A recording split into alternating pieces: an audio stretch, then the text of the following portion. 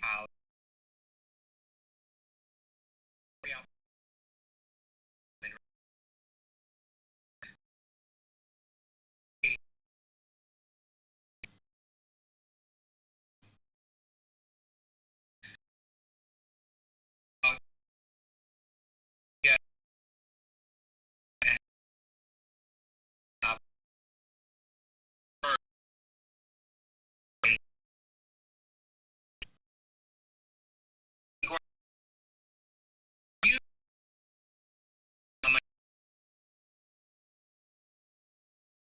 explained between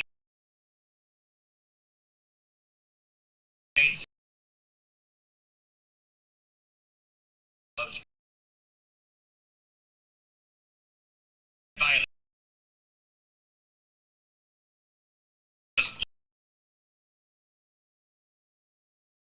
Everyone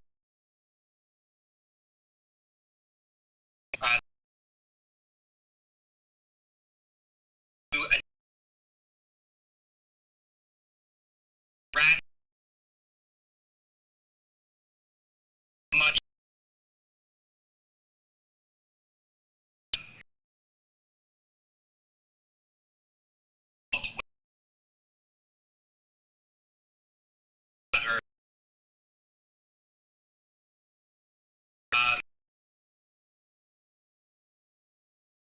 more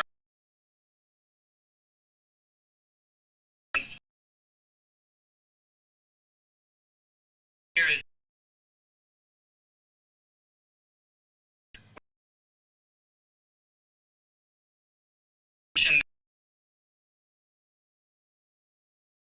how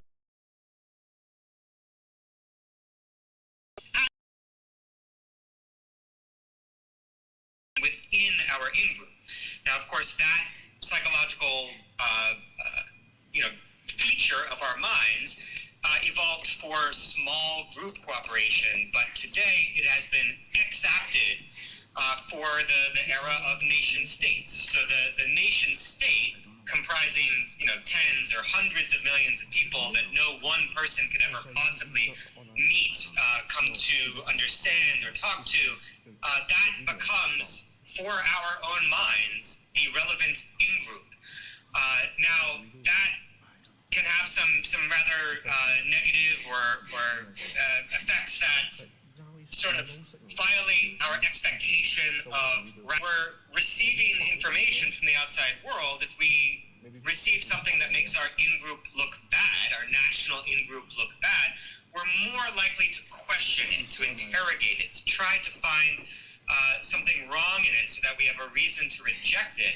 Whereas when information comes in that makes our in-group, our national in-group look good, we tend to just stamp it with the stamp of approval and move on without really interrogating it or checking to make sure that the information is actually accurate.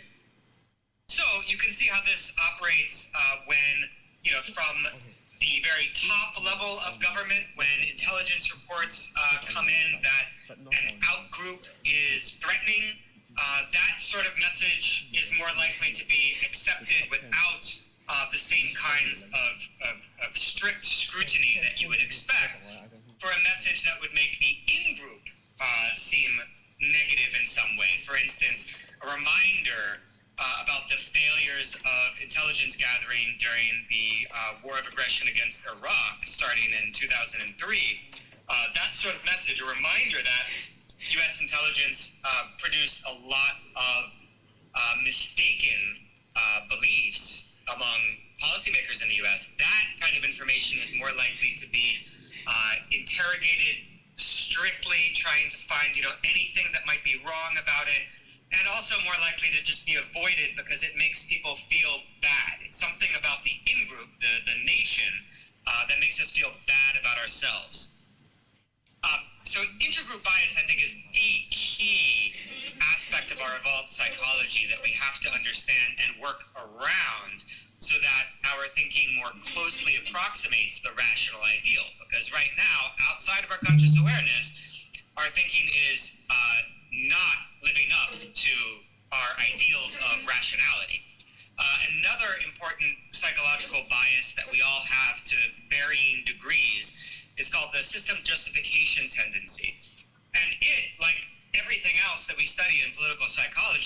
or less, you can boil it down to some ideas, some beliefs make us feel bad, makes us feel negative. And so we're more likely to reject that belief, to avoid it, to try to argue around it, so that we can restore our feelings to, positive feelings. So system justification tendency refers to the difficulty that we have in accepting that any system in which we live, including, a nation-state system, an economic system, even an international system in which our country, whichever it is, plays some given role, we're all motivated to try to find a way to believe that those systems are fundamentally just. Because believing that these systems in which we are entrenched are unjust, again, that makes us feel very bad, makes us feel negative. It gives us negative affect. And to avoid it, we're more likely to come up with justifications that make it seem as though the systems that we live in are actually perfectly just. So basically, one way you can think of this is, ceteris paribus, everything else being equal, we're more likely, say someone like myself from the US, are more likely to believe the message that right now the U.S. is engaged in a justified war of defense against Iran, simply on the basis of that is a message, that is a belief that makes us feel better about ourselves and our own in-group, versus the far more accurate belief that the U.S. government has waged an illegal war of aggression against Iran with horrible consequences for the people of Iran, the people of the region, and eventually even the people of the U.S. themselves. That belief is more likely to make people experience negative affect, and solely on account of that, we're more likely to reject that belief. There are so many different psychological biases that I could talk about if I had more time, but you might look up a paper by Daniel Kahneman and a co-author from several years ago, very short article that basically just went through a very long list of known psychological biases. And what the two authors found is that all of these biases tend to benefit hawks. That is, they tend to lead toward more hawkish foreign policies, to support more militaristic policies, to undergird more paranoid views of other countries, and to make them seem more threatening and more in need of a military deterrence, etc. Perhaps I'll just end on one final psychological bias to discuss with you that's quite relevant, and it's kind of a combination of many smaller biases, but together we call it naive realism. That most people are naive realists in that they don't think enough about the arbitrariness by which we came to believe what we believe today.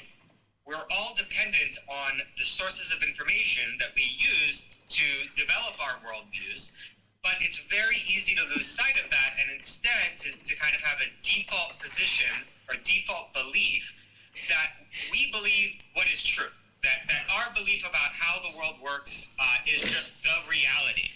And then when it comes to try to understand people who disagree with us, the most rare explanation that we come up with is, people who disagree with us likely have had a very different, a radically different information exposure than we have. They were, perhaps born in a different country, raised with different foundational beliefs. They had different things taught to them in schools, different perspectives provided to them in the media, and that is why they have a radically different view of reality than we do.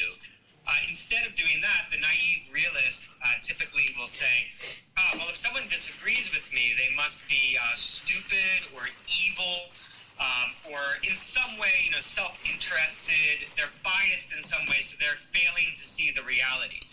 But the more scary truth of the matter is that our beliefs are all dependent upon a fundamentally arbitrary process of information acquisition over our lives that involves all sorts of accidents, like where we happen to be born, what family did we happen to be born into, and what was their ideology, their religion. What did we learn from the schools we happen to go to? What did we learn from the media outlets that we happen to tune into? What did we learn from our peers? What did we learn from our professors, et cetera, et cetera, et cetera?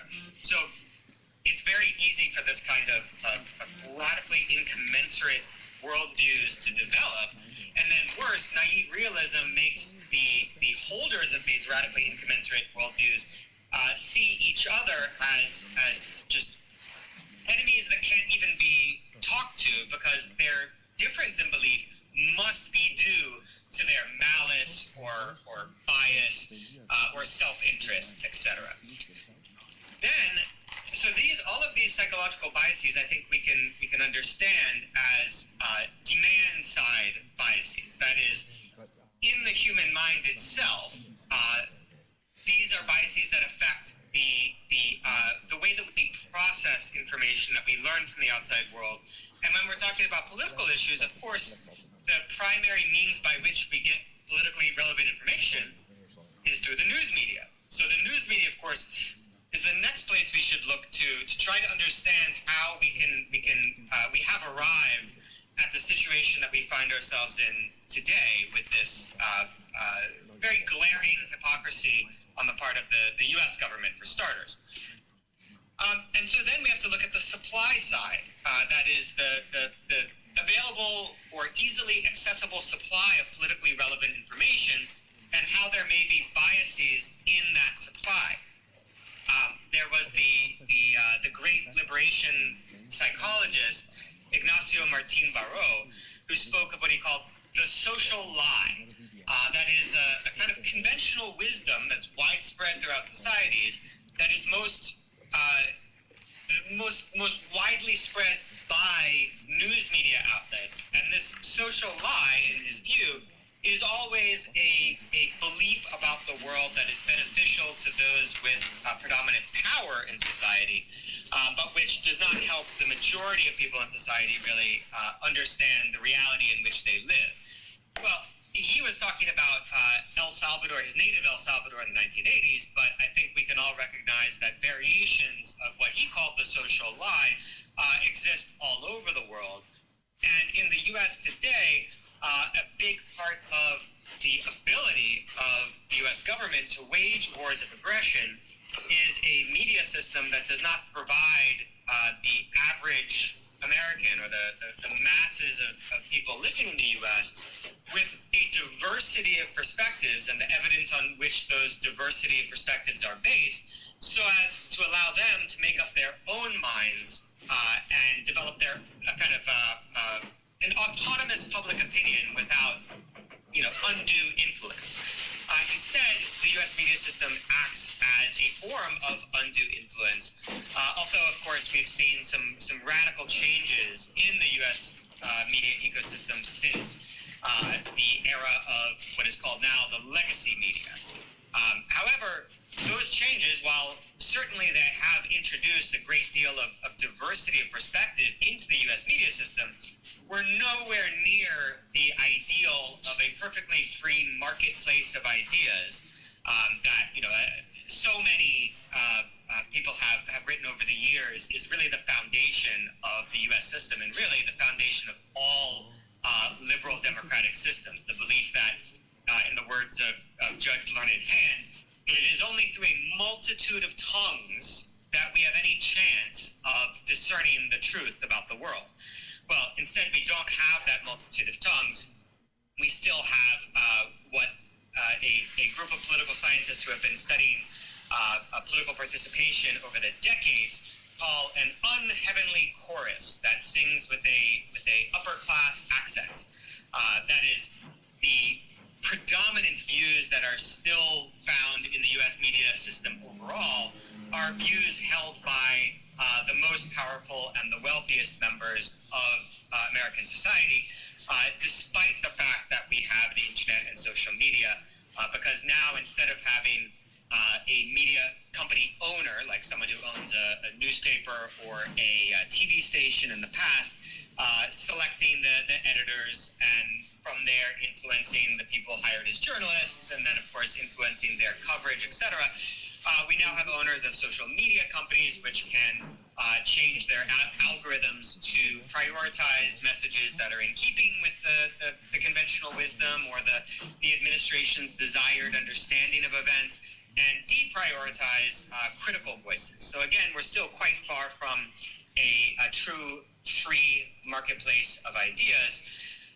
And the pressures operating on the media system to make a very long and complicated and detailed story short all tend to produce perspectives on events outside of the U.S. that make U.S. foreign policy seem like the only correct thing to do, whereas contrary perspectives that would paint perhaps, for instance, the illegal war of aggression on Iran as an illegal war of aggression on Iran, illegal not only under international law because it is an obvious violation of the UN Charter, but of course also illegal under U.S. domestic law because in the United States Constitution, ratified treaties like the UN Charter are considered to be the supreme law of the land. But messages like that are far less available in the U.S. media system, far less likely for your average person of average political interest to encounter, consider, and perhaps be influenced by.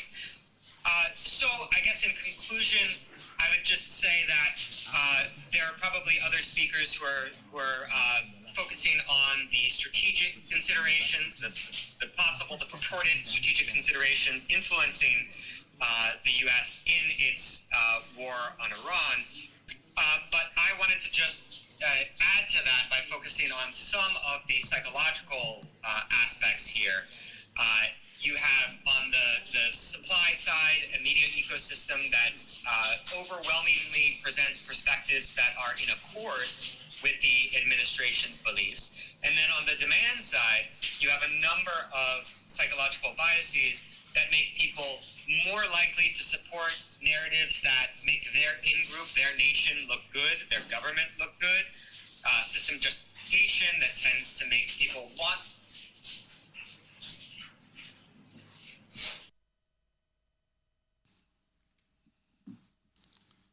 Right. Now, we have heard the professor's presentation mainly to say something and to tell us something which is quite clear. Well, he's from the academic viewpoint to explain that how you could manage the psychological thinking and effect of the crowd. This very much depends on what you feed and how you feed them through media. So therefore, the public is very dependent upon what sort of information to be provided. And in fact, that is a very interesting perspective.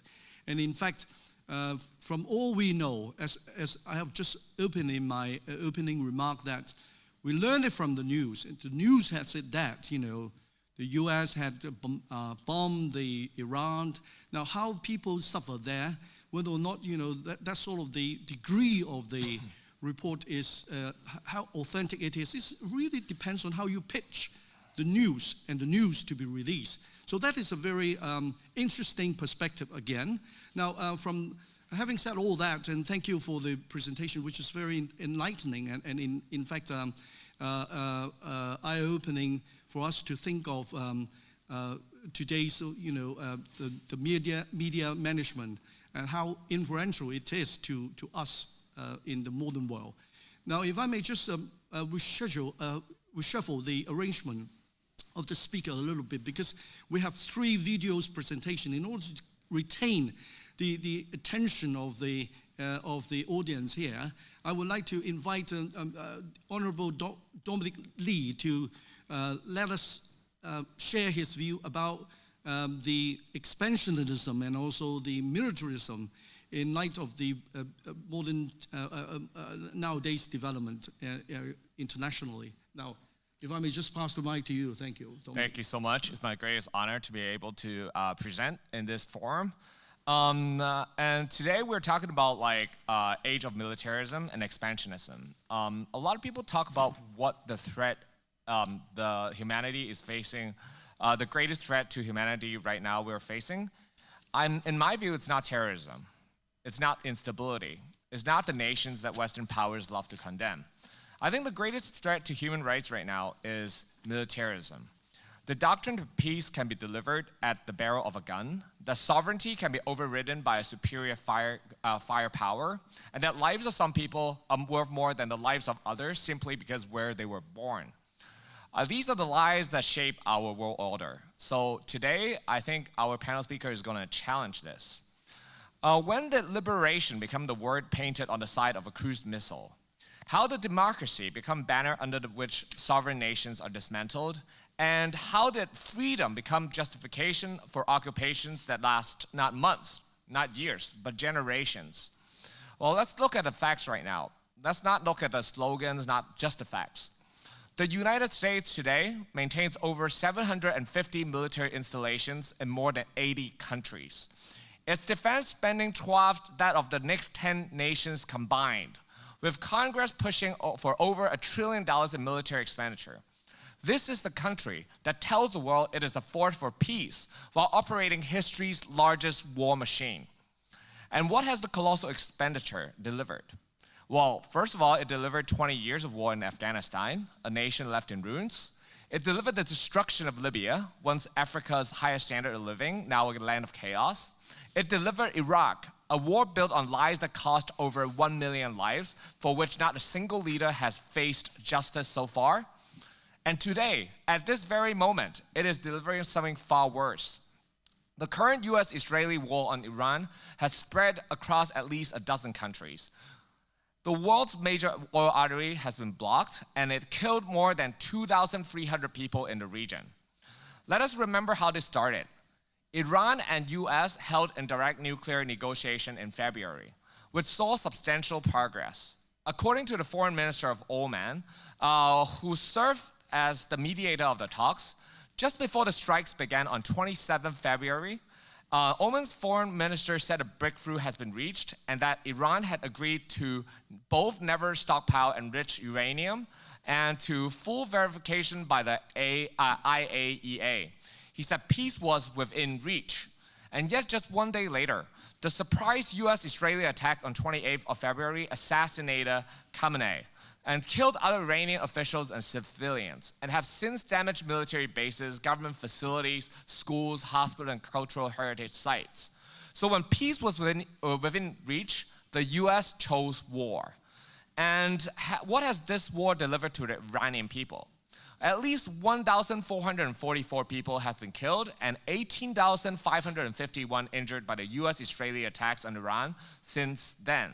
According to Iran's health ministry, this figure is, according to Iranian Red Crescent Society, a total of 65 schools and 32 medical facilities have been targeted since the war started, and more than 10,000 civilian sites has been damaged.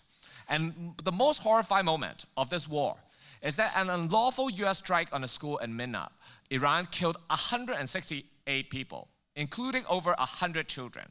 The majority of those killed were girls between the ages of 7 and 12 years old. Amnesty International analysis indicates that a US-manufactured Tomahawk missile was likely used for this attack, a precision-guided missile used exclusively by US forces in this conflict. Girls, 7 years old, in a school, killed by a precision-guided missile. And the United States tells us it stands for human rights. And also, let's talk about Japan, a country whose pacifist constitution was written precisely to prevent the return of militarism, has approved a record defense budget, and on track to become the world's third largest military spender. It is developing long-range strike missiles, jointly building next-generation fighter jets, and easing arms export restrictions that stood for decades. This, ladies and gentlemen, is not self-defense. This is systematic dismantling of a post-war peace order carried out under direct American pressure. So I ask, who exactly is threatening the peace? Is it the nations building schools or the nations bombing them? Is it the nations building railways or the nations building military bases in 80 countries? Is it the nation pursuing diplomacy or the nations that sabotage negotiation to launch wars of choice? Here in China, we have made a very different choice. We have lifted over 800 million people out of poverty, not through bombs, but through bridges, not through sanctions, but through schools. But building is not enough if others are determined to destroy. And so today, starting from this forum, we have to say something that every nation must listen. We will not accept a world order in which trillion-dollar war machines are celebrated while billions of people lack clean water, basic healthcare, and education. We will not accept a definition of security that means the expansion of one nation's military at the expense of every other nation's sovereignty. We will not accept a world where diplomacy is sabotaged hours before breakthroughs, where schools are bombed with precision-guided missiles, where little girls are buried in rubble, and we call that collateral damage. And we will not accept silence. Not while the blood of Palestinians flow in Gaza, not while the blood of Iranians flow in Tehran, and while the architects of this destruction sit in grand halls and lecture us about human rights. Let this be the generation that says, enough is enough. Enough hypocrisy, enough impunity, enough militarism dressed as morality. So let us choose, once and for all, not the power to destroy, but the courage to build. Not the arrogance of empire, but the humility of partnership. Not the silence of complicity, but the voice of justice, loud, unwavering, and unafraid. Because the world our children inherit will not be shaped by the wars we wage. It will be shaped by the peace we have the courage to choose. Thank you. Thank you, Dominic. Very powerful statements you have made, and in fact, the very vivid recount of the history and also the modern sagas, which were unfolding themselves each day. Now, I know for the benefit of time, you will be also, due to the restraint of time, you will be attending the forum, giving a speech at the Human Rights Council at 4 o'clock. See how long you can stay behind for a further discussion when we open the floor for discussion, okay? So stay behind as much as you can, but note your own timing. Thank you. Now, meanwhile, if we may just call upon Mr. Raymong Wong, also from a experienced and senior media professional, to share with us his perspective, how, as a media worker, work in introducing and reporting the authentic news to the public. Okay, Raymond, I just give the floor to you. Thank you. Thank you. Dear colleagues, philosopher George said those who cannot remember the past are condemned to repeat it. After World War II, these words were inscribed at the site of the Auschwitz concentration camp, serving as an eternal emotion for humanity to prevent the recurrence of historical tragedy. Today, we gather here not to dwell on past pain, not to perpetuate hatred, but to defend the dignity of human civilization and the truth of history. During World War II, Japanese militarism forcibly implemented the comfort woman system, a systematic form of sexual slavery that constitutes an extremely brutal chapter in human history. In the 80 years since the war ended, despite the repeated verification of extensive evidence by international experts, including Japanese scholars, the Japanese government has consistently evaded its responsibility and even attempted to deny these crimes. It has not only failed to make a formal apology or undertake responsibility, but has also mobilized a state paradise, attempting to downplay, deny, and even glorify its crimes against humanity on the international stage, regardless of the unequivocal evidence. This over betrayal of history constitutes a second violation of all victims and a blatant provocation against the international community's pursuit of justice. Today, we must expose their lies and restore the truth with the utmost seriously. My views will be presented in 4 parts. First, irrefutable evidence of systematic atrocities. Direct evidence, Japanese military archives. Document Rikubishu Dariki, held by the Japanese Ministry of Defense, reference code C01000, 379100 reveals that in March 1942, the Japanese Southern Expeditionary Army Group requested the Taiwan Army to dispatch 50 comfort women to Borneo, with the operator to be selected by the Taiwan Kempeitai, which is the Japanese military police in Taiwan during World War II. The document bears the official seals of military affairs, military administration, and meritorious service, clearly indicating that the requisition of the comfort women was led and managed by the Japanese military, and that they were regarded as military supplies to reward soldiers, completely stripping the women of their fundamental human rights and dignity. Another Japanese military document titled Memorandum of Agreement between the Governor General of occupied Hong Kong and the Commander-in-Chief, Second China Expeditionary Fleet over security of Hong Kong and implementation of military government. Reference code C01000320400 confirms that within just 5 months of capturing Hong Kong, the Japanese military rapidly established a large-scale, strictly hierarchical system of comfort stations. This document was first discovered and disclosed by my newspaper, the Hong Kong Wenhui-Bao. The Hong Kong Wenhui-Bao News Investigation Department found many new evidence.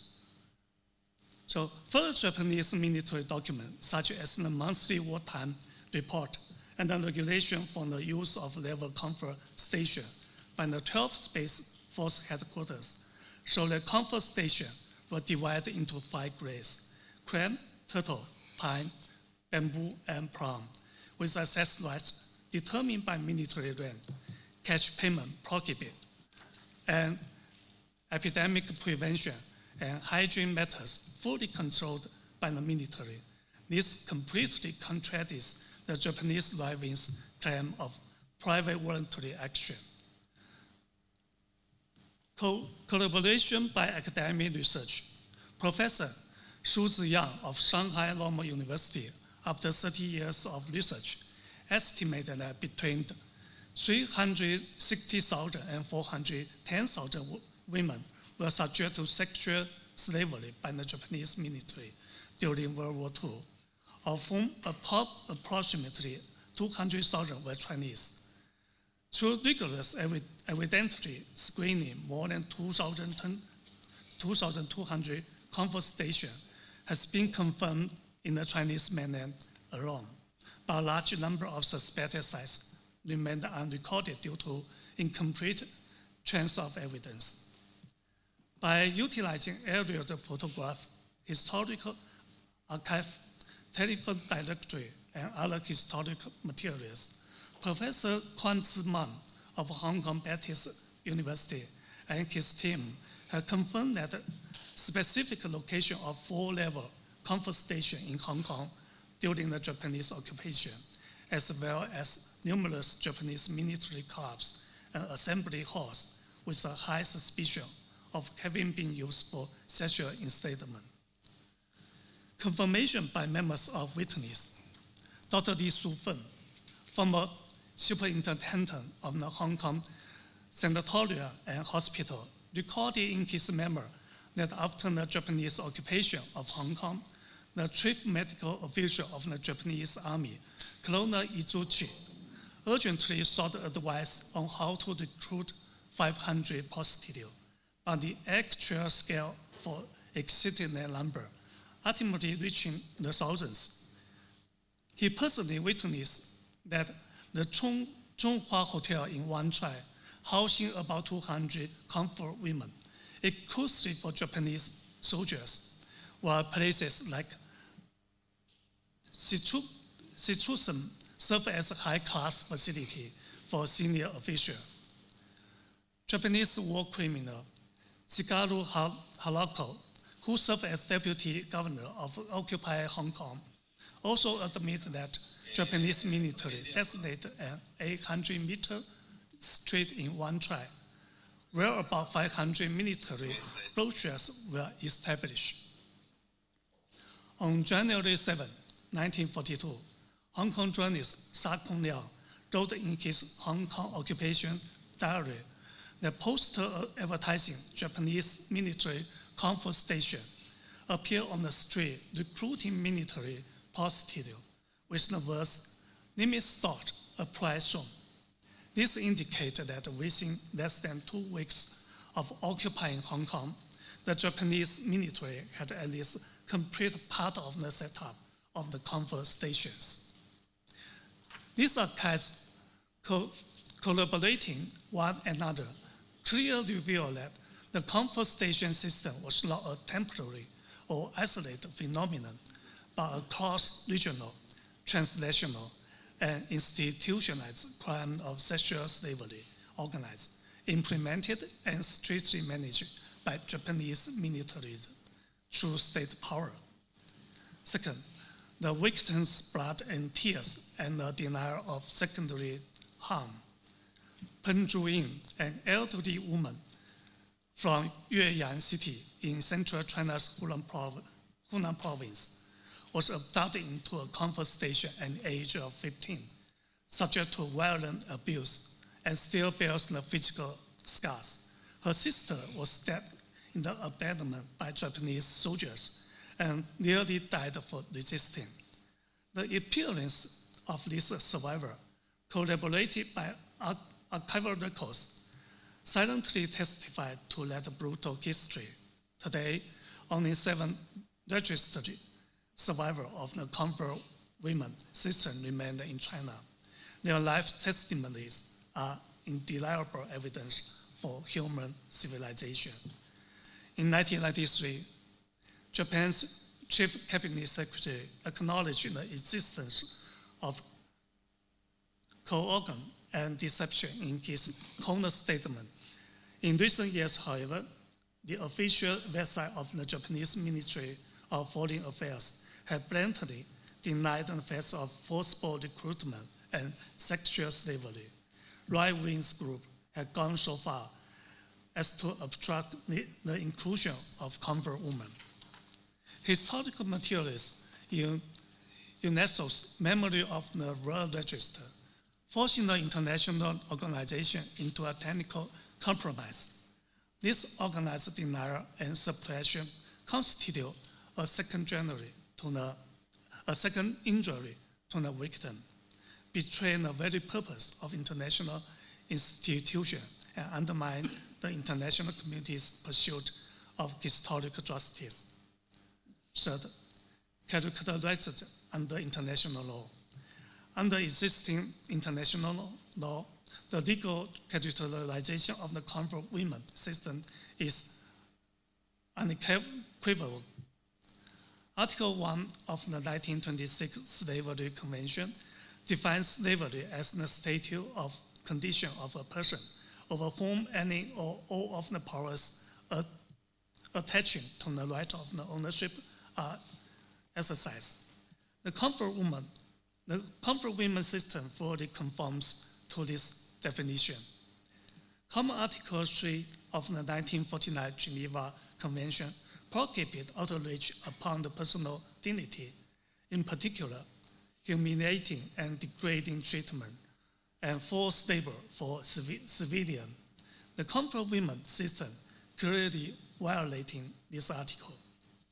Article 6 of the 1946 Nuremberg Principle, this enslavement and inhuman acts as crime against humanity. Article 7 and 8 of the 1998 Rome Statute of the International Criminal Court explicitly lists sexual slavery as a crime against humanity and a war crime. Article I of the 1968 Convention on the non-applicability of the statutory limitation of war crimes and crime against humanity states that those statutory limitations should apply to war crimes and crimes against humanity. Therefore, the comfort women system as a systematic crime of sexual slavery, unequivocally consisted war crimes and crimes against humanity, and is not subject to any statute of limitation.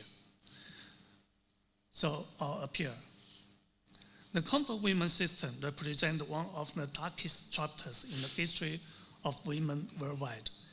As survivors fade away and historical materials face the risk of the dispersal, we have a duty to preserve the truth, promote education, and resist denial. We call upon the United Nations Human Rights Council to support the inclusion of comfort women historical materials in the memory of the World Register, and to resist any political obstruction. Second, government of all countries to promote the closure and preservation of historical materials, and to support transnational academic research. Three, museum and educational institutions to integrate the comfort women's issue into exhibition and curricula, cultivating value of the peace among the younger generation. Fourth, the international community to urge the Japanese government to face its historical responsibility, cease denying or downplaying the crimes, and offer a public apology to the victims. Dear colleagues, the silence of history has never been due to the absence of truth, but to the absence of those willing to speak it. Today, we raise our voice here, not for hatred, but for memory, not for revenge, but for justice. May this heavy memory serve as a clarion call for humanity to jointly safeguard peace. We will not remain silent. We will not forget. Thank you. Thank you. Thank you, Raymond, for giving us a very detailed account and also recount of the history concerning about the comfort women, what's all the pain and suffering that they had endured, and which was quite alarming to learn that over 300-something thousand to 410,000 comfort women have been called up, have been forcefully to go through the sexual enslavement. And that sounds horrific, and that really was a very painful part of the history that our ancestor had gone through. And we would have actually wanted to invite some of the witnesses who had gone through this sort of the enslavement to give us the first-hand experience story to us. But unfortunately, even if you try to count on the event happened in 1930 at the age of 12, that victim would now be over 100 years old. So it would be quite impossible for us to locate any survivors who could give us a physical recount of the story. But nevertheless, thank you for your presentation, which has given us a very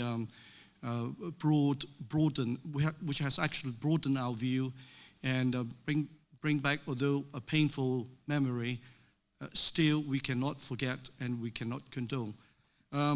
Now, if I may just call upon our technician to present another video, presented by Mr. Byron Fija, who is a local indigenous琉球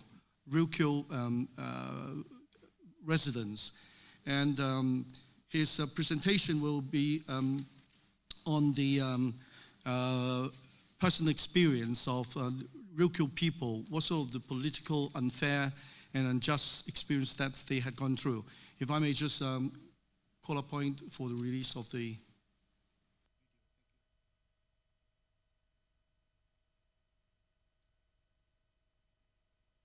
국連のご総要初めての僕がビラ원내フィザバイロンでちょうびうちならちょうど琉球復刻可視化やいび琉球沖縄県の話をしたいと思います。沖縄県というのはまず最初にあまり沖縄県の政治家このメディアもあまりというかほぼ言わないことをまず最初に、国連の皆様に説明したいと思いますけれど、まず何かというと、この沖縄県というのは日本の植民地です。そこから始めないと米軍基地の問題で、いろいろな我々琉球民族のことなどが、見えてきません。で、我々は、まず日本国内で一番勘違いされていて、我々沖縄県民というか琉球人も勘違いしていることが大きなことが一つあって、我々は日本人ではありません。日本人ではなく琉球人です。これが全く共有されていない。でも沖縄県民であるという事実はあって、日本国籍を持っています。この琉球人沖縄県民というのは。日本国籍を持つ人たちは日本国民なのですね。ですから私は日本人ではなく琉球人です。で、琉球人の中に沖縄人が一番マジョリティですけど、その中に奄美や、宮古八重山もあって、それぞれ独立言語があります。で、私は、日本人ではなく琉球人であり、さらに沖縄人、ウチナンチュと言いますけど、でもあります。しかし、日本国籍しか持っていないので、日本国民ではあります。ですから、国籍イコール国民。国籍イコール民族ではないんですよ。その国籍イコール民族がもう、ごちゃ混ぜになったのが日本の現状。だからアイヌの方々も、日本国籍を持っている人は日本国民ですけれど、アイヌの方々は日本人ではないんですよ。だから日本国の中にアイヌの方々が暮らしていて、日本国の中に我々琉球人も暮らしているということがまず前提として、そこを前提として考えない限り、もう何も米軍基地問題も何も分かりません。で、そこで理解してほしいのが、我々琉球人には琉球国という独立国の、国民でした。それは1879年、明治12年ですけど、それ以前は、1609年に薩摩が侵略してきて、実は1609年から1879年までの270年間は、中国と朝貢関係にありましたけれども、裏から、薩摩が支配していたというすごく歪んだ、歴史があります。まあ反独立国と言えるでしょう。でも1609年以前、琉球国の最初の設置が集団生還というのが、それ1650年に書かれたもので、羽地長州という人が書きました。で、その琉球国の最初の正式な歴史書です。集団生還。そこで王の系図があって、最初の国王は春天という名前が出ています。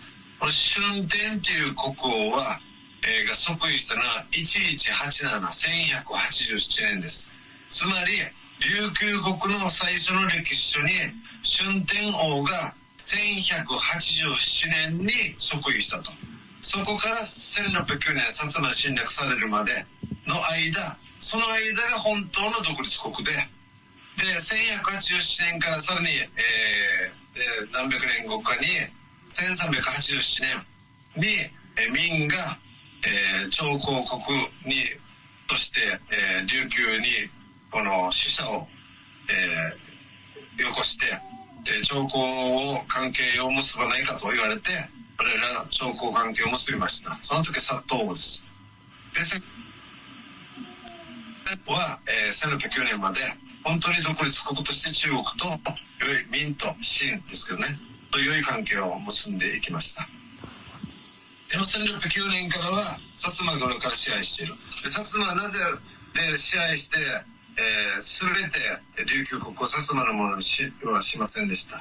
なぜかというと、この琉球国と中国との朝貢関係にあって、その、中の利益をですね、薩摩裏から、要するに搾取したかったわけです。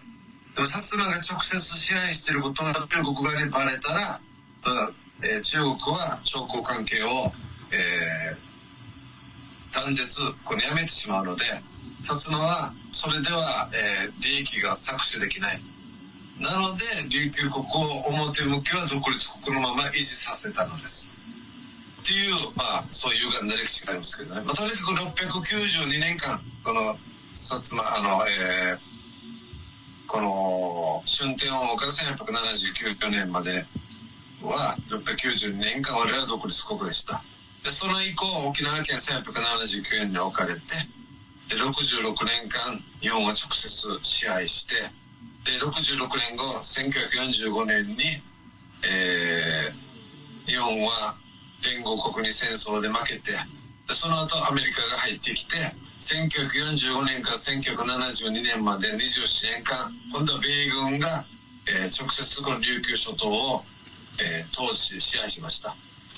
で1972年から現在なんですけど、この1879年、元は1609年ですけどね、直接日本が支配した1879年から現在2026年まで、で米軍支配も27年もありましたけど、これ約150年間で我々の琉球人の意見は全く聞いたこともないし、勝手に琉球国っていう沖縄県というものを置かれてという状況があります。で何が言いたいかというと、要するに米軍基地だろうが自衛隊基地だろうが何もかも日本人、その日本国の勝手に我々琉球人は、この主権から自分たちの自己決定権から歴史、教育、文化、言語全て日本に奪われているということが現実です。それを理解していただかないと米軍基地問題というものは、そもそも米軍基地問題というのはないんですよ。これ日本が持ってきたものでアメリカが勝手にここに座ってるんだって、我々琉球人は米軍にAnd thank you, Mr. Byron Fija. No doubt his presentation is very contentful, I believe. Although I do not understand what he says, not a single word, I'm sure that the audience would share the same feeling. Nevertheless, we are duty bound to broadcast his video. Due to the time constraint, we could not have been able to provide a subtitle to what he says. But nevertheless, we are so proud to have our assistance extended from our young and brilliant accredited national security speaker, Ms. Winsey Lee, to share with us the script that is to be read out in English. Now, Ms. Winsey Lee, please.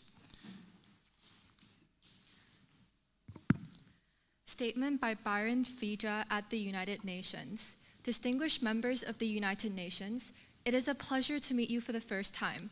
My name is Byron Fija. I teach the Okinawan language and I am a Ryukyu restoration activist. Today, I would like to speak about Ryukyu, also known today as Okinawa Prefecture. First, I would like to explain something to the members of the United Nations that politicians and the media in Okinawa rarely talk about. Okinawa Prefecture is a colony of Japan. Unless we begin with this understanding, it is impossible to properly understand issues such as the US military bases and the situation of the Ryukyuan people. There is one major misunderstanding within Japan.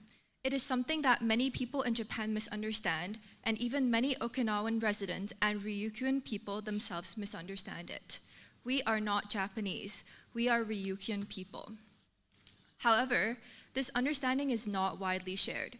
At the same time, we are residents of Okinawa Prefecture and we hold Japanese nationality. People who hold Japanese nationality are considered Japanese citizens. Therefore, although I am not ethnically Japanese, I am a Ryukyuan person. Among the Ryukyuan people, Okinawans are the majority, but there are also peoples of Amami, Miyako, and Yaeyami, and each of them have its own independent language. I am not Japanese, I am Ryukyuan, and more specifically, I am Okinawan, which we call Uchinachu. However, since I only hold Japanese nationality, I'm also considered a citizen of Japan. Therefore, nationality does not equal ethnicity. In Japan today, nationality and ethnicity are often confused and mixed together. For example, the Ainu people also hold Japanese nationality, so they are Japanese citizens, but they are not ethnically Japanese. Within the state of Japan live the Ainu people, and within the same state live the Ryukyuan people. Unless we begin with this basic understanding, the issue of US military bases cannot be properly understood. What I would like you to understand is that Ryukyuan people were once citizens of an independent country called the Ryukyuan Kingdom. Before 1879, there was a complicated history. In 1609, the Satsuma domain of Japan invaded Ryukyu. From 1609 to 1879, for about 270 years, Ryukyu maintained a tributary relationship with China, while being secretly controlled by Satsuma behind the scenes. This created a very distorted historical situation that could be described as semi-independent state. However, before 1609, Ryukyu was truly an independent country. The first official history of Ryukyu Kingdom, called Chuzan Saikan, was written in 1650 by Haneji Choshu. It records the genealogy of the kings, and the first king listed is King Shanten, who ascended the throne in 1187. From 1187 until 1609, Ryukyu functioned as a truly independent kingdom. In 1387, during the Ming Dynasty, China sent envoys to Ryukyu and established a tributary relationship. From that time until 1609, Ryukyu maintained good relations with China as an independent country. After 1609, however, Satsuma controlled Ryukyu from behind the scenes. Satsuma did not completely annex the Ryukyu kingdom because it wanted to exploit the profits from Ryukyu's tributary trade with China. If China had discovered that Satsuma directly ruled Ryukyu, the tributary relationship would have been cut off. Therefore, Satsuma allowed Ryukyu to appear as an independent kingdom while secretly controlling it. In total, from King Shanten until 1879, the Ryukyu kingdom existed for about 692 years. In 1879, Japan abolished the kingdom and established Okinawa Prefecture. Japan directly ruled the islands for 66 years. In 1945, Japan lost World War II to the Allied powers, and the United States took control of the Ryukyu Islands. From 1945 to 1972, the US military directly governed the islands for 27 years. From 1879 until today, 2026, for approximately 150 years, the voices of the Ryukyuan people have never truly been heard, and the system of Okinawa Prefecture has been imposed upon us without our consent. What I want to emphasize is this: whether it is US military bases or Japanese self-defense force bases, all of these decisions were made by Japan and the United States without the consent of the Ryukyuan people. Our sovereignty, our right to self-determination, and even our history, education, culture, and language have been taken away by Japan. Therefore, the so-called US-based problem is not originally our problem. These bases were brought here by Japan, and the United States continue to maintain them here. The Ryukyuan people have never invited the US military to our land, and we have never asked Japan to turn the Ryukyu Kingdom into Okinawa Prefecture as part of Japan. As of 2026, the rights and human rights of the Ryukyuan people continue to be deprived through the actions of Japan and the United States. Earlier, I said that I am a Ryukyuan restoration activist. I use the word restoration, not independence. What I hope for is the restoration of a democratic Ryukyu state, not a monarchy. Activists like myself are extremely rare among the Ryukyuan people. Many people simply treat what I say as the strange opinions of one individual. However, throughout history, many movements for human rights have begun with a single voice. Therefore, even if I stand alone, I wish to bring this issue before the United Nations. I also hope that members of the international community, including representatives such as those from Hong Kong, will come to understand the true history of Ryukyu and the reality that the human rights of the Ryukyuan people have been taken away. Thank you very much. Thank you, Wincy, and thank you for giving us the English text of what Mr. Byron Fija have said in his local dialect, a native language.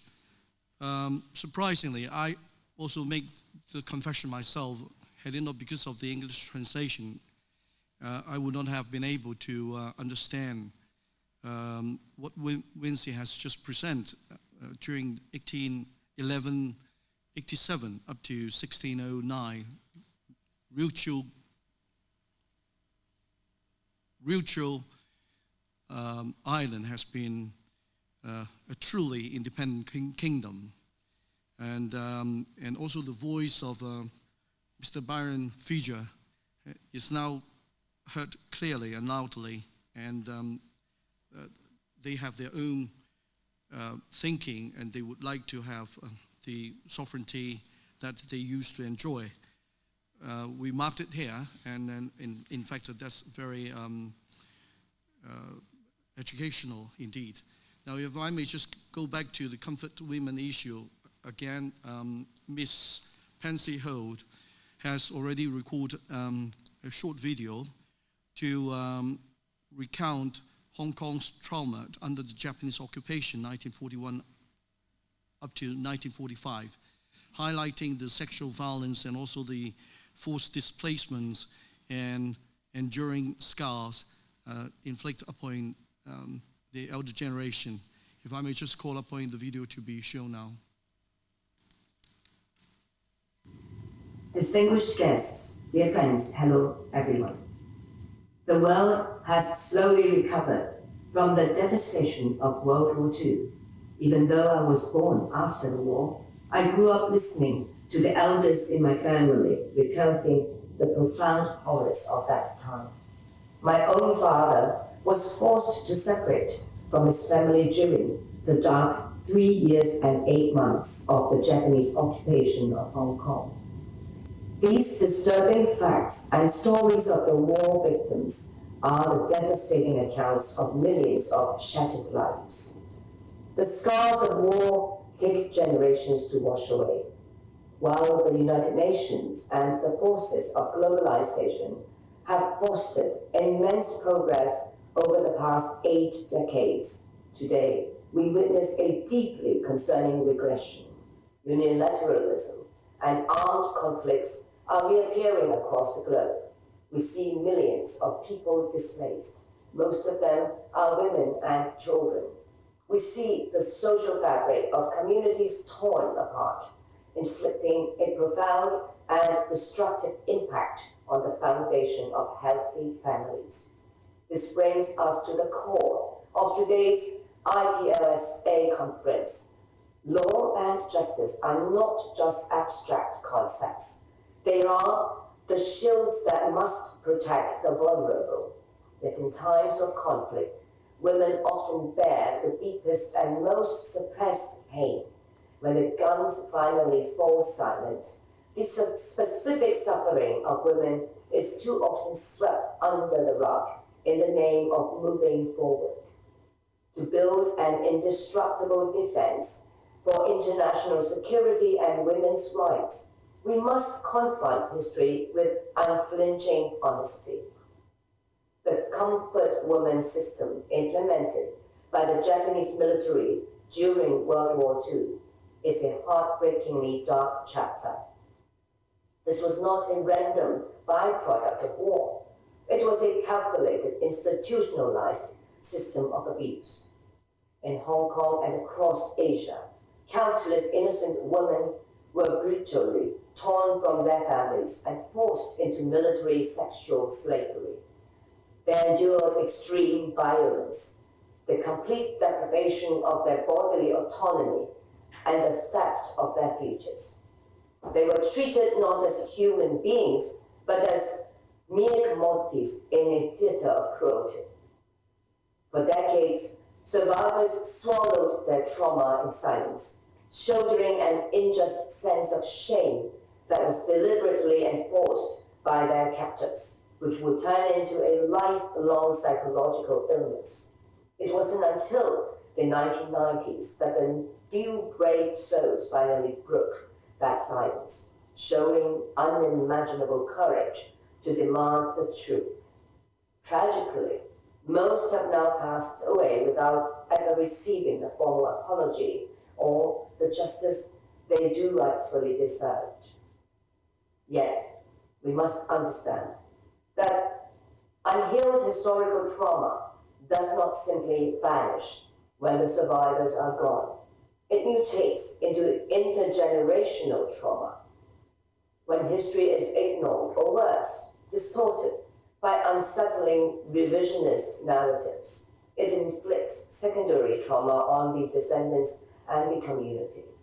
When textbooks erase their tears, or when public figures deny their existence, it sends a dangerous signal. It suggests that women's suffering is inconsequential. This invisibly yet deeply undermines contemporary women's sense of security, telling society that crimes against women can be forgotten if enough time passes. We are not seeking revenge, nor do we demand that the present generation bear personal guilt for the atrocities committed by their predecessors. True justice is not about creating new victims. It is about breaking the cycle. Rather, this is an open invitation for all of humanity to collectively confront the shadows of our shared history. Acknowledging historical truths is a two-way healing process. For the victims and their families, it restores their humanity and soothes their souls. For the descendants of the perpetrators, it offers the profound relief of living in truth, liberating them from the exhausting burden of defending the indefensible. This shared honesty forms the absolute prerequisite for building genuine mutual trust between nations. As we step into 2026, global defense budgets are hitting record highs. We're increasingly measuring our safety by the thickness of our armor and the sophistication of our weapons. In this traditional narrative, emphasizing military might, women's forces, and human-centered needs are continually marginalized. But what good is a heavily fortified border if the society within it is broken? We call for a new paradigm of leadership, one not reliant on weaponry, but built upon human rights, unwavering honesty about history, and the robust protection of vulnerable groups. True security does not come from the battle of a gun. It comes from societal harmony, free from fear and unentangled by the unresolved concerns of the past. My friends, as the Global Summit of Women pointed out, the major trend of a shared destiny for the international community will not change. Healing intergenerational trauma is the historical responsibility and the answer our generation must shoulder. Let us bring the concept of security out of the barracks and back into our communities. Let us build our future not on the erasure of the past, but on the courage to remember it. Respecting the women of the past is the only way we can truly protect the women of today. Let us begin this work today so that our next generation, our daughters and granddaughters, can move forward freely in the bright sunshine of respect and love, unburdened by the shadows of unhealed trauma. Thank you very much.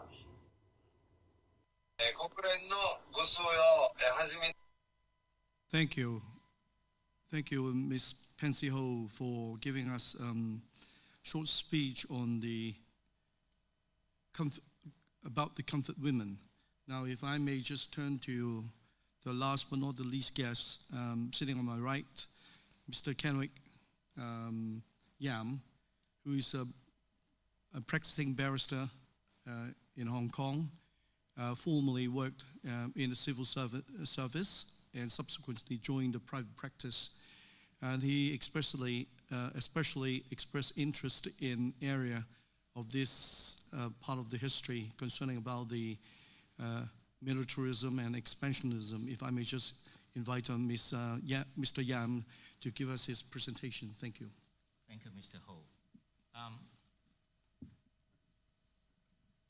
The relationship between the US and Japan has essentially been one between a master, that is the United States, and an agent, that is Japan.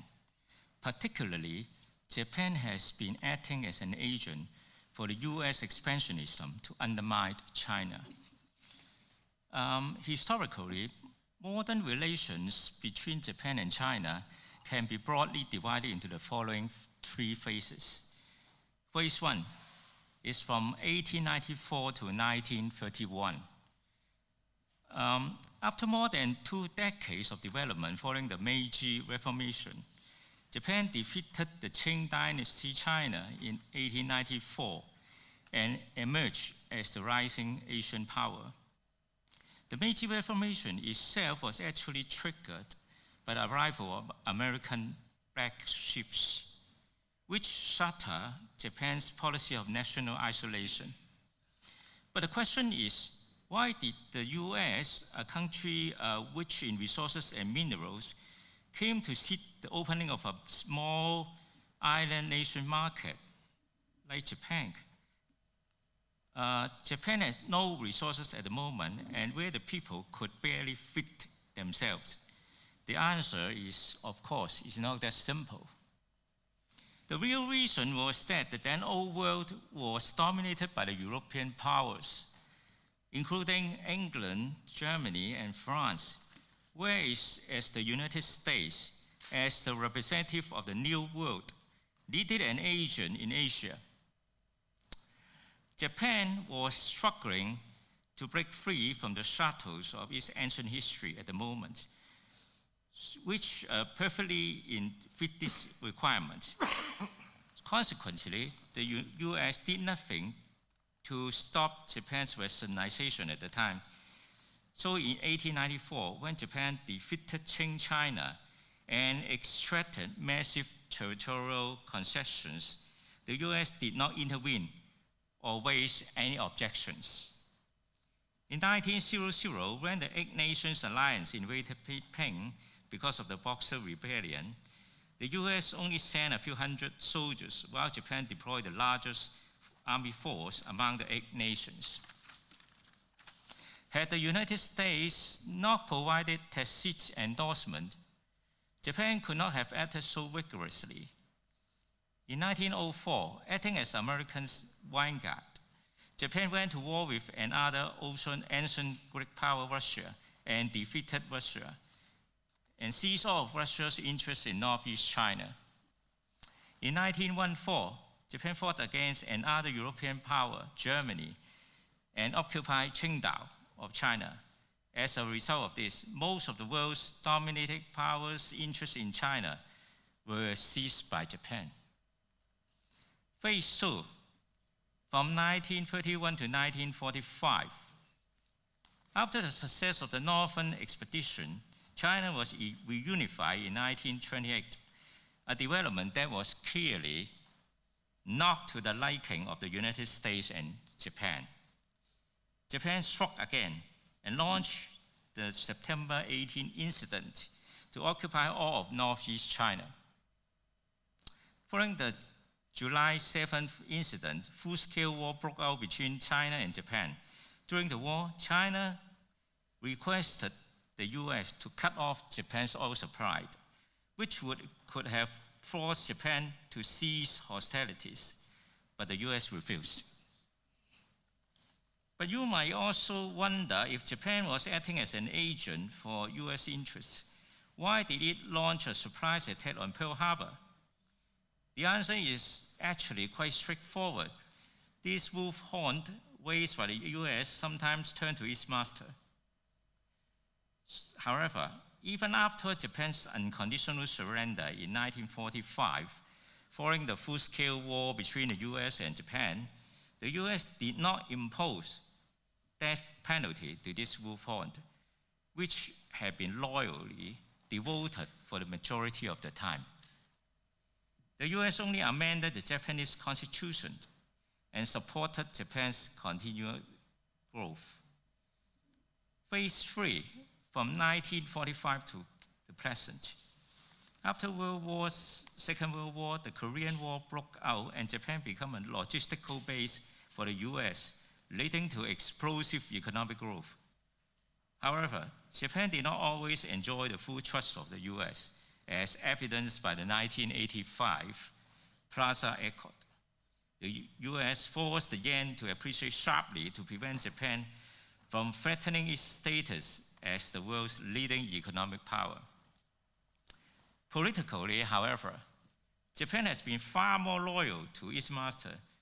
This may be due to Japan's historical anti-Chinese political stance, which is why Japan has never formally apologized for the war of aggression against China, which claims the lives of 30 million Chinese military personnel and civilians. Among Japan's post-war prime ministers, only Tomoichi Maruyama ever formally apologized for the invasion of China. However, this apology was immediately dismissed by the Japanese government as merely Murayama's personal stance, and subsequent prime ministers such as Shinzo Abe has gone so far as to enshrine the self-defense forces in the Japanese constitution and dispatch the self-defense forces to overseas missions. Now, the conclusion is that, therefore, the current Japanese Prime Minister denied Takaichi's erroneous stance that an incident in Taiwan is an incident in Japan is not a mere slip of the tongue, but rather a continuation of Japan's consistent political stance, acting as an agent for the US to infringe upon China's interests. So consequently, it is foreseeable that Takaichi will not retract her remarks. However, her statement, her remarks have absolutely no legal basis. The US continues to use the first island chain comprising Japan, Taiwan, and the Philippines to contain China. Although Japan no longer openly invaded China by force, it continued to act as an agent to undermine China's interests. It also intends to subvert the post-World War II international order by resuming the overseas deployment of the self-defense forces and developing nuclear weapons. These actions threaten not only China, but also other nations that were invaded by Japan during the Second World War, such as North Korea, South Korea, and other Southeast Asian countries. Well, at the end of our conclusion, we want to say something about the Ryukyu people's wish. We understand that the peoples of Ryukyu do not wish to continue serving as agents under the banner of Japanese expansionists.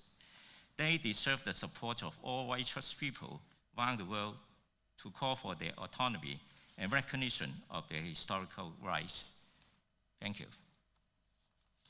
Thank you, Kelly, for offering such an inspirational perspective. In fact, the analysis that you had offered to us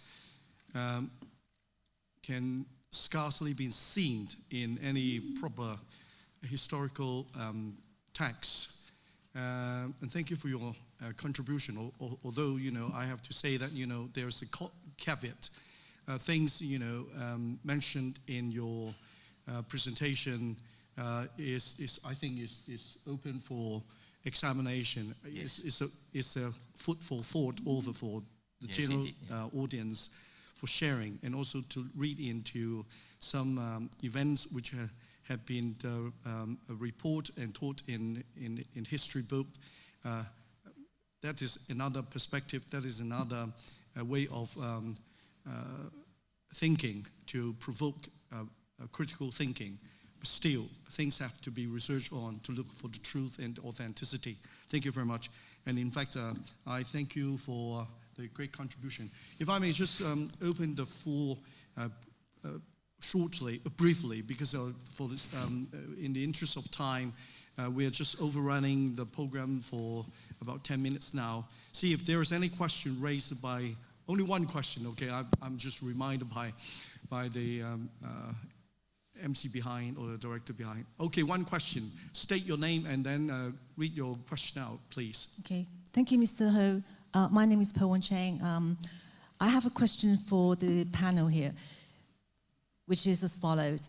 Given that Japan has never formally apologized nor paid reparations for its plundering and atrocities to China in its war of aggression against China from 1931 to 1945, would its current actions, such as in significantly increasing its military budget, be even more alarming?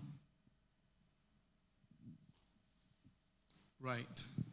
Now, I endeavor to answer these questions, okay? If there is anything to be chipped in by other panelists, please do. If I catch your question correctly, Bowen, in fact, it is a common concern that a country who is ever on an increase of its military budget. Same feeling shared by other countries as well when China also have this sort of the same spending.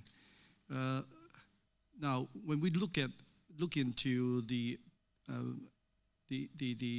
problem or the questions, how we perceive the Japanese increase of the military budget, I think there's a stark difference between China and Japan.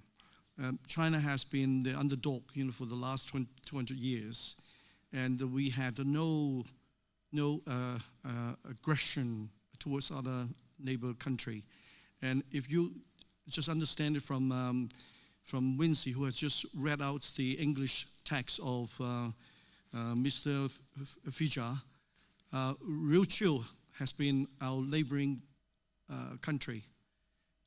We let them in peace, and they have also been enjoying their own independence and sovereignties for almost 400 years until the time when Japan,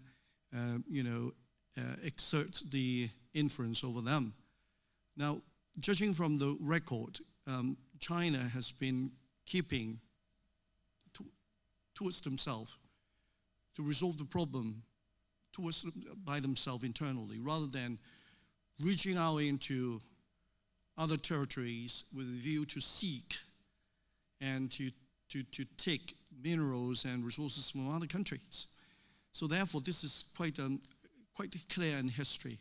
So therefore, when we consider the issue, China incurring also the military expenses and the budget, we have to look into the circumstances environment, and also as compared to the track record of the Japanese, which is a total different issue.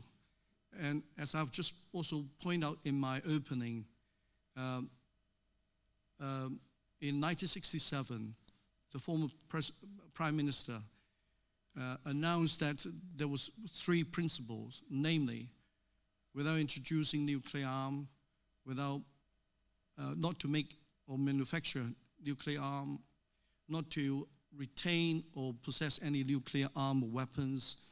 Now, these 3 principles are openly declared to be abandoned by the incumbent Prime Minister. Against all these backgrounds, of course, we have the legitimate fear and concern over the conduct that the Japanese government is engaging into. The path that they are walking towards is clearly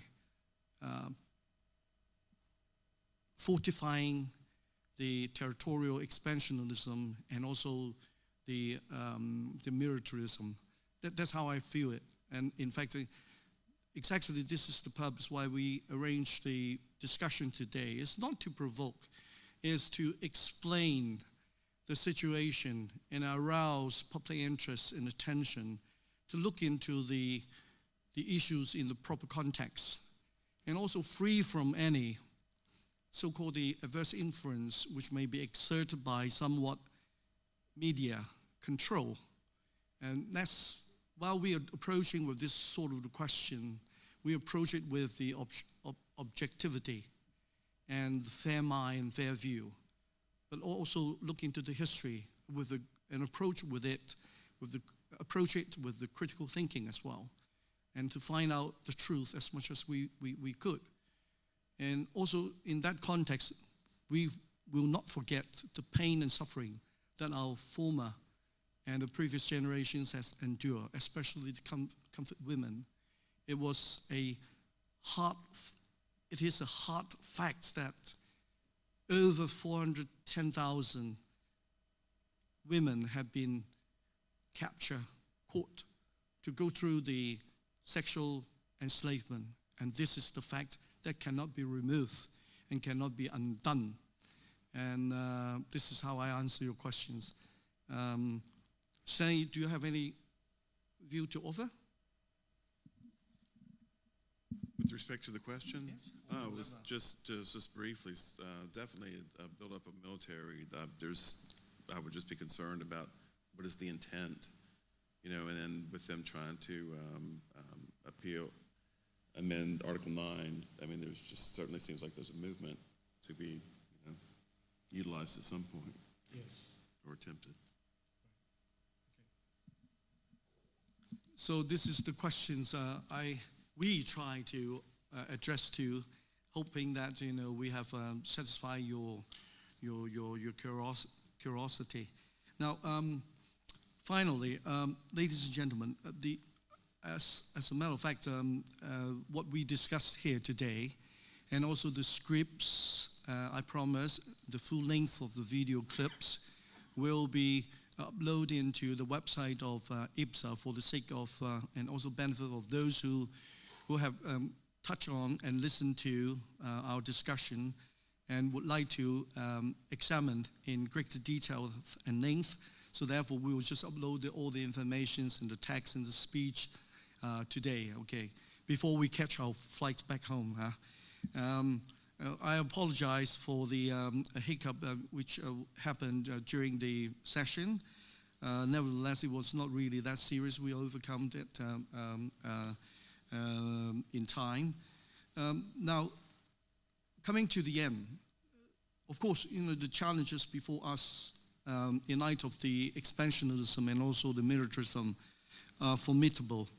The legacies of all this, whether contemporary or historical, continue to inflict profound suffering and erode the hard-won gains of the international human rights framework.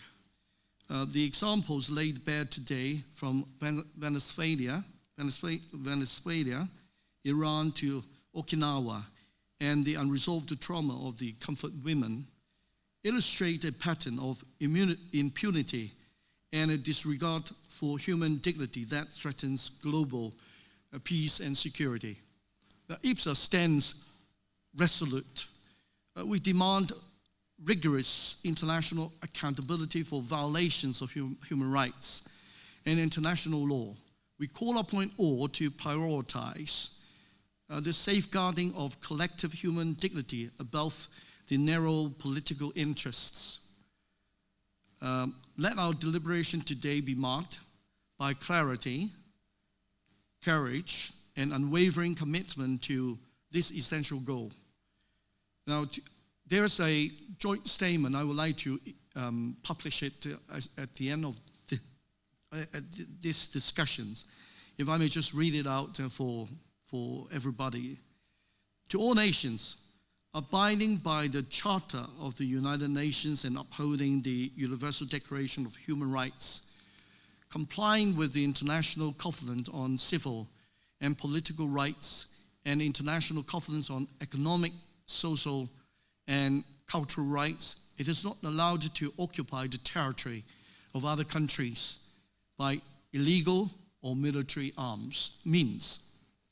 Respecting human rights and protect lives, safeguarding the rights and interests of women and children. This is the shared valued of the world. And all countries must join hands to safeguard the world peace. Thank you. Thank you all.